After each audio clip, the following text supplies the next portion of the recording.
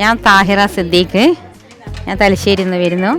ഞങ്ങൾക്ക് ഇവിടുന്ന് പായസം ഉണ്ടാക്കുന്ന ഇവിടുന്ന് ഒരു കിറ്റ് തന്നിരുന്നു. ഇത്രയും സാധനം ഇവിടുന്ന് കിട്ടിയിട്ടുണ്ട്. ഇനി ഇത് വെച്ച് ഞാൻ ഒരു പായസം ഉണ്ടാക്കാൻ പോകുകയാണ്.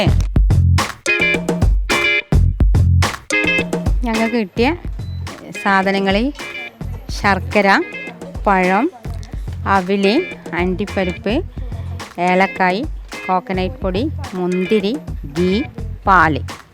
ഇതാണ് നമുക്കിത്. ഇത് വെച്ചിട്ട് ഒരു നല്ലൊരു അടിപൊളി പായസം ഉണ്ടാക്കുന്നതാണ്.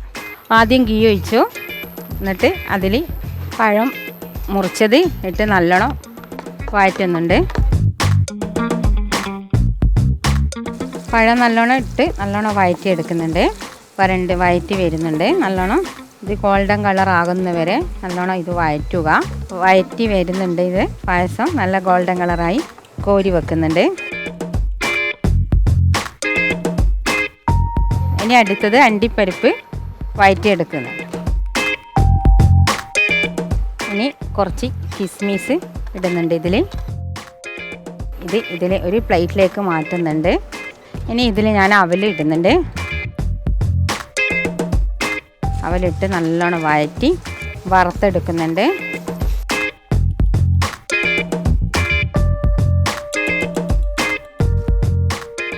അവൽ ഏകദേശം മുരിഞ്ഞ് വന്നിട്ടുണ്ട്. ഇനി ഇത് ഒരു പാത്രത്തിൽ മാറ്റുകയാണ്. ഇനി ഞാനിതിൽ പാലൊഴിക്കുന്നുണ്ട്. ശർക്കര ഞാൻ ഇതിലിടുന്നുണ്ട്. നല്ലവണ്ണം ഇളക്കി കൊടുക്കുന്നുണ്ട്. ഇത് നല്ലവണ്ണം കുറുകി വരണം. ഞാൻ ഇതിൽ ഇനി വറുത്ത് വെച്ച അവൽ ഇടുന്നുണ്ട്. കുറേശ്ശായിട്ട് ഇടുന്നുണ്ട്. ചെറിയ തീയിൽ നല്ലോണം വഴറ്റിയെടുക്കുന്നുണ്ട്. നല്ലവണ്ണം ഇളക്കണം, അടിക്ക് പിടിക്കാൻ പാടില്ല. നല്ലവണ്ണം പായസം കുറുകി വരുന്നുണ്ട്.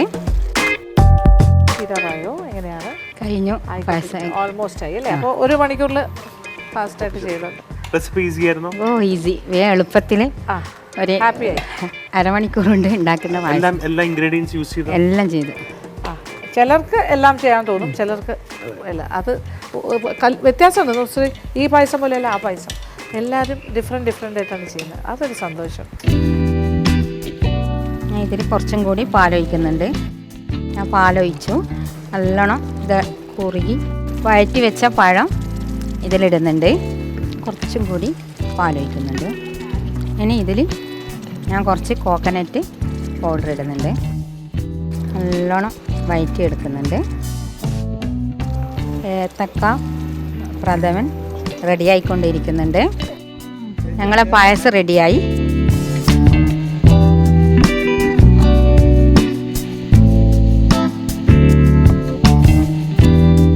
അവിലും പഴമിട്ട പ്രഥമനാണ് ഉണ്ടാക്കിയത്. എൻ്റെ പായസം റെഡിയായി. നല്ല ടേസ്റ്റിയായ പായസമാണ്.